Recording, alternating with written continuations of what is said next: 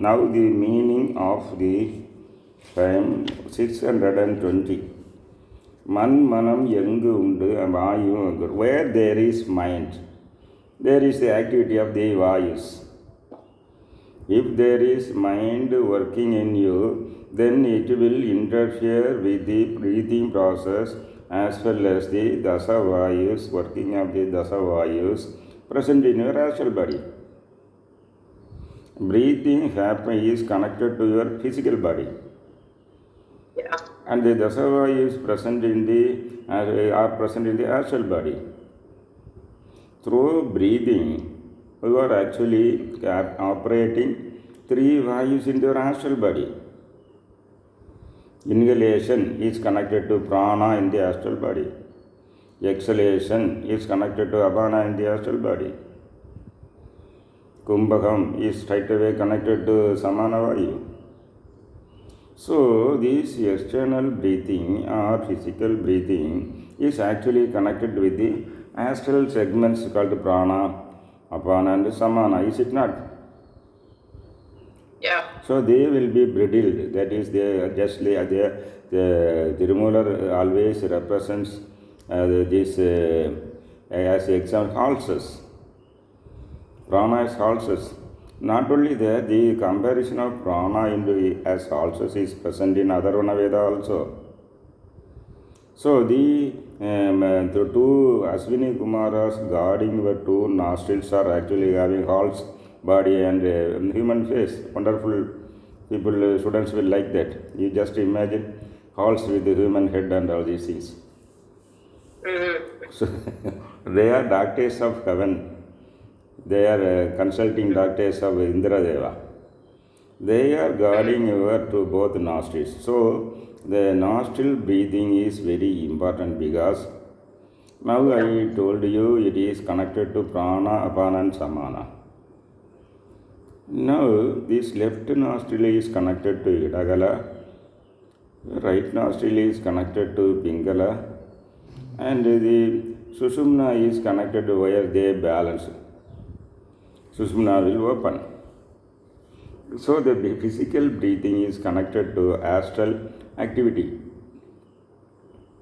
Just like the vayus are working, Ida, Pingala and Sushumna are also operating in your astral body. They are connected with your Vada, Pitta and Kapha. So these activities happen Vada, Pitta and Kapha. Where is Vada, you know, where is which is Pitta, which is Kapha and which is Vada? Idagala is connected to Vada, Idagala is connected to Vada, Pingala is connected to Pitta and Sushumna is connected to Kapha. By doing this Vada, Pitta and Kapha, by the pranayamam, equilibrium, brings equilibrium between this. For ordinary person, the Vada, Pitta, Kapha may be in a haphazard manner. But if you do pranayama, then what happens? They will be brought into correct composition. What is the correct composition? 100% Vada, 50% Pitta and 25% Kapha. For bringing yoga results, this Vada Pitta combination should be in correct position. Otherwise, your yoga efforts will be hampered or derailed. Because more Kapha blocks yogic results. More Kapha blocks yogic results. Vada increases yogic result and Pitta actually gives a correct reading. So these 3, this what is called the dosas, these are 3 dosas should be brought into control. Moreover, what will happen is, for when you control in another hymn, Thirumoolar says, when you make the apana upward, prana is always working upward, apana is working downward. Due to this hard effort, if you make the apana upward, then the 3 gunas will come under control. I explained previously.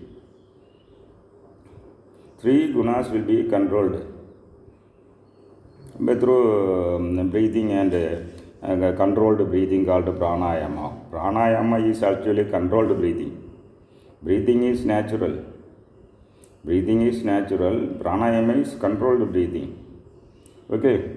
So controlled breathing, you make apana work upward. When it starts working upward, your three gunas will be controlled. What are the three gunas? These three gunas are also connected with Ida, Pingala and Sushumna. Pingala is overactive. Pingala is overactive. So it is called Rajas. Pingala is overactive. So it is called Rajas.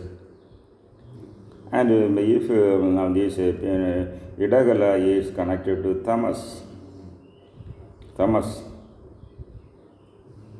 and Susumna is connected to Sattva Guna. If you want to achieve in yoga and meditation, your Sattva Guna should stay with you, persist in you. So this breathing is connected to Dasavayus, and they are also connected with the three nadis, and they are also connected with three gunas, and they are also connected to Vata, Pitta, Kapha. So the physical body should be prepared to do yoga. So finally, what happens? Manmana engundu, vayu engundu. If there is a disturbance in mind, that will disturb the working of the dasavayus and breathing. Okay? A is equal to B. If A is equal to B, then B is also equal to A. So in other words, if you stabilize the 10 vayus and your breathing process, then mind will subside. Mind will stay with you. Mind will not run from the US to India, India to US. Philadelphia to Boston, Boston to California. So when you stabilize these dasavayus, mind will stay, and when the mind will subside, thinking process will come down. When thinking process comes down, clarity of mind and your thinking power will be increased. Whatever, because you are thinking about 100 matters, your energy will be distributed into 100. If you reduce thinking into 10, your energy will be distributed between 10 only. If you make it 2, 3, then all your energy will be focused on that thinking. That thinking will be carried out into action. A thought to be translated into action is called Siddhi. Thought translated into action is called Siddhi. So, if there is no mind, there is no vayu disturbance. Okay, second line. Manmanathulle mahalndirupparku manmanathulle manolayamaga. In that condition, when your thought process is brought down and you are releasing yourself from unnecessary tangles, you focus on what is needed for you. What is needed for you, then focus, attention. All this bring your action into success. When you do this, you will be happy. You will be happy. The person will start enjoying bliss within his own mind. Within his own mind. The mind now distracted you so far becomes a source of bliss for you. Manathuku ulle maldirupar, you will be blissful inside your mind. The mind distracted you gives you bliss. When it is controlled directly or controlling dasavayus and breathing, you are able to be blissful within your own mind. Manmanathulle manolayamage. Then that meant you will become one with that power. Mind will unite with that power. Okay? So here in this time, the relation between breathing process and the mind, working of mind with the breathing process and with the dasavayu disturbance is explained. If you bring down the hurry breathing. If you breathe for 21,600, then you are ordinary man.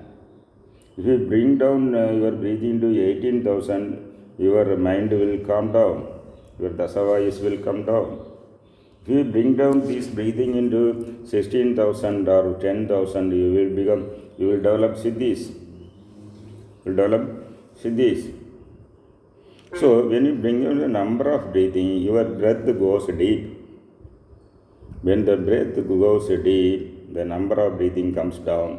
When the number of breathing comes down, mind will come under control and your lifespan also will be increased.